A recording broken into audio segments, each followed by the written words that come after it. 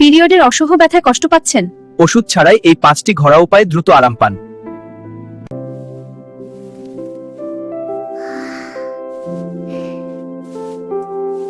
পেটের নিচের অংশে হট ওয়াটার ব্যাগ রাখুন।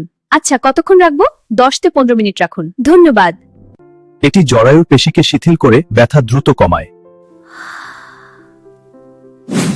1 কাপ গরম আদা চা পিরিয়ডের ক্র্যাম্প বা মোচড়ানি কমাতে জাদুর মতো কাজ করে। আদা প্রাকৃতিক পেইন কিলার হিসেবে কাজ করে। সত্যি? হ্যাঁ, এটা প্রদাহ কমায় এবং ব্যথা উপশম করে।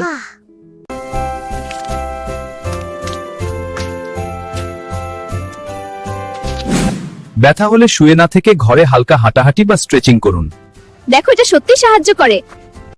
ডিহাইড্রেশন বা পানির অভাব হলে ব্যথা আরো বাড়তে পারে। তাই পিরিয়ডের সময় সাধারণ পানির পাশাপাশি ডাবের পানি বা ফলের রস বেশি করে পান করুন।